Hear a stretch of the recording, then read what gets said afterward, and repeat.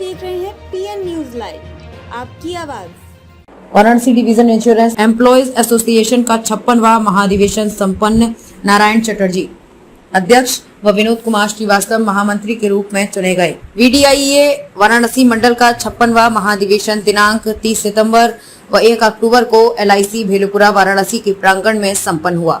2 दिवसीय इस महाधिवेशन में नॉर्थ सेंट्रल जोन के अध्यक्ष व महामंत्री संजीव शर्मा और राजीव निकम उपस्थित रहे। पुरानी पेंशन सभी को मिले, नया वेज रिवीजन जल्द हो, LIC में नई भर्ती फिर से प्रारंभ हो, श्रम कानून में जबरदस्ती बदलाव हो, PSU का निजीकरण बंद हो, पब्लिक सेक्टर यूनिट को स्वतंत्र रूप से काम करने दिया जाए, रेलवे BSNL बैंक का निजीकरण बंद हो, ये सब प्रस्ताव पारित हुआ। आगामी सत्र 2023-25 के लिए नए पदाधिकारी का चुनाव हुआ, जो इस प्रकार है। अध्यक्ष नारायण चटर्जी, उपाध्यक्ष DC सिंह, सुमन कुमार, श्यामा चरण शुक्ला, रामजी तिवारी एवं महामंत्री विनोद कुमार श्रीवास्तव, संयुक्त मंत्री पंकज गुप्ता, जितेंद्र कुमार, अशोक कुमार, विमल राज, संगम, परमानंद सिंह, श्यामदेव यादव, विजयंत कुमार, JP यादव एवं कोषाध्यक्ष शैलेंद्र मल्होत्रा, सह कोषाध्यक्ष भानु श्रीवास्तव, अभिरूप चटर्जी एवं विस्तारित सचिव मंडल सदस्य अतुल साहू, सुजीत कुमार, रविकांत उपाध्याय, संदीप तिवारी, आरती श्रीवास्तव संयोजिका का महिला प्रकोष्ठ रहे, जबकि चुनाव अधिकारी के रूप में परमेश्वर बनर्जी की देखरेख में संपन्न हुआ। मैं राजीव निगम, मैं LIC कर्मचारियों का उत्तर प्रदेश और उत्तराखंड का जो सबसे बड़ा संगठन है all India insurance employees association, उसका प्रांतीय महामंत्री हूं।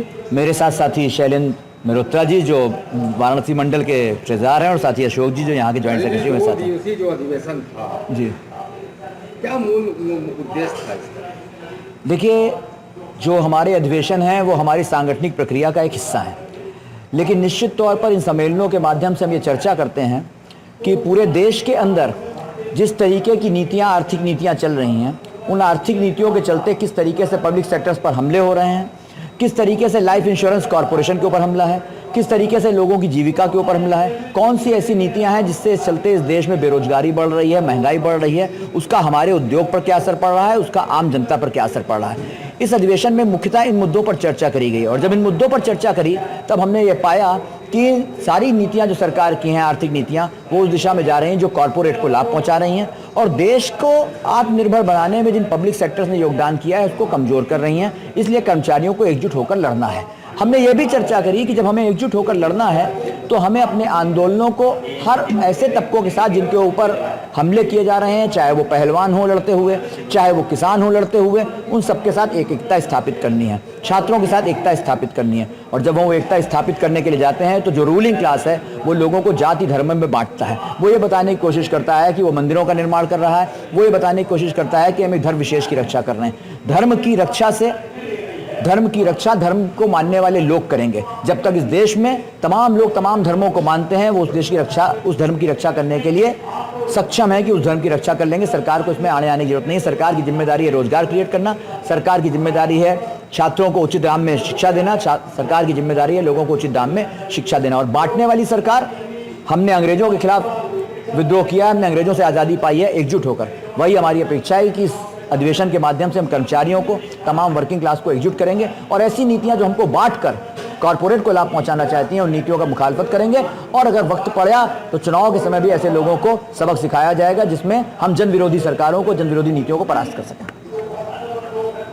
56वां, मैं शैलेंद्र कुमार मल्होत्रा, कोषाध्यक्ष VDIA। शैलेंद्र भाई, जो 56वां अधिवेशन था, जी, इसका मूल उद्देश्य क्या था?